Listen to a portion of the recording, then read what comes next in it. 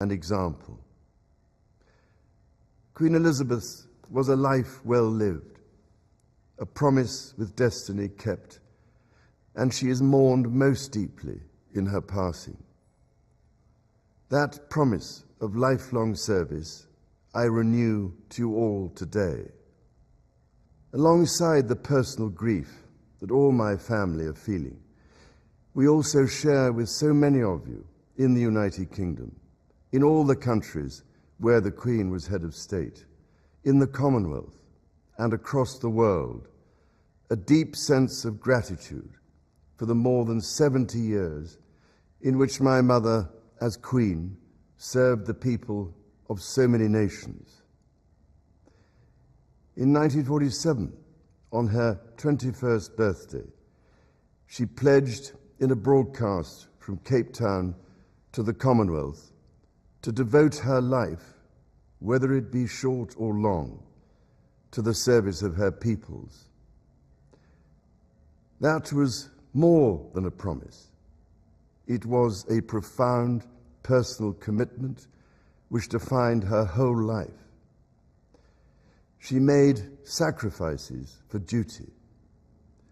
Her dedication and devotion as sovereign never wavered through times of change and progress, through times of joy and celebration, and through times of sadness and loss.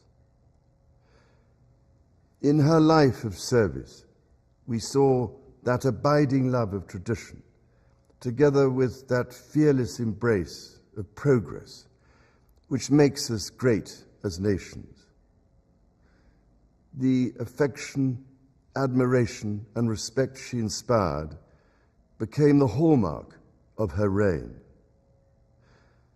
And as every member of my family can testify, she combined these qualities with warmth, humor, and an unerring ability always to see the best in people. I pay tribute to my mother's memory, and I honor her life of service. I know that her death brings great sadness to so many of you, and I share that sense of loss beyond measure with you all. When the Queen came to the throne, Britain and the world were still coping with the privations and aftermath of the Second World War, and still living by the conventions of earlier times. In the course of the last 70 years, we have seen our society become one of many cultures and many faiths. The institutions of the state have changed in turn. But through all changes and challenges, our nation and the wider family of realms, of whose talents, traditions, and achievements I am so inexpressibly proud, have prospered and flourished. Our values have remained and must remain constant.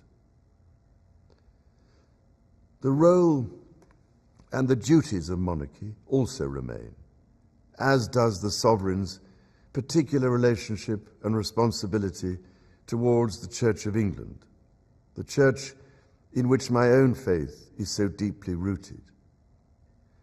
In that faith and the values it inspires, I have been brought up to cherish a sense of duty to others and to hold in the greatest respect the precious traditions, freedoms, and responsibilities of our unique history and our system of parliamentary government.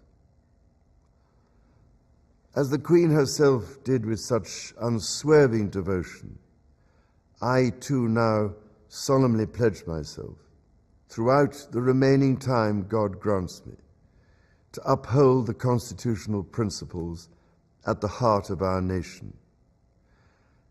And wherever you may live in the United Kingdom, or in the realms and territories across the world, and whatever may be your background or beliefs, I shall endeavor to serve you with loyalty, respect, and love, as I have throughout my life. My life will, of course, change as I take up my new responsibilities.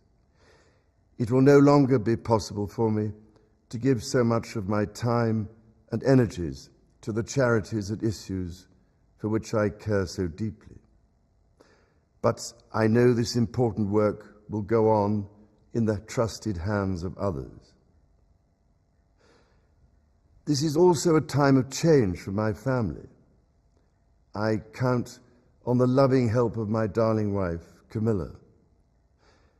In recognition of her own loyal public service since our marriage 17 years ago, she becomes my Queen Consort. I know she will bring to the demands of her new role the steadfast devotion to duty on which I have come to rely so much. As my heir, William now assumes the Scottish titles which have meant so much to me. He succeeds me as Duke of Cornwall and takes on the responsibilities for the Duchy of Cornwall, which I have undertaken for more than 5 decades. Today, I am proud to create him Prince of Wales, Tywysog Cymru, the country whose title I've been so greatly privileged to bear during so much of my life and duty. With Catherine beside him, our new Prince and Princess of Wales will, I know, continue to inspire and lead our national conversations, helping to bring the marginal to the centre ground, where vital help can be given. I want also to express my love for Harry and Meghan as they continue to build their lives overseas. In a little over a week's time, we will come together as a nation, as a Commonwealth, and indeed a global community, to lay my beloved mother to rest. In our sorrow, let us remember and draw strength from the light of her example. On behalf of all my family, I can only offer the most sincere and heartfelt thanks for your condolences and support. They mean more to me than I can ever possibly express. And to my darling Mama, as you begin your last great journey to join my dear late Papa, I want simply to say this: thank you. Thank you for your love and devotion to our family and to the family of nations you have served so diligently all these years. May flights of angels sing thee to thy rest.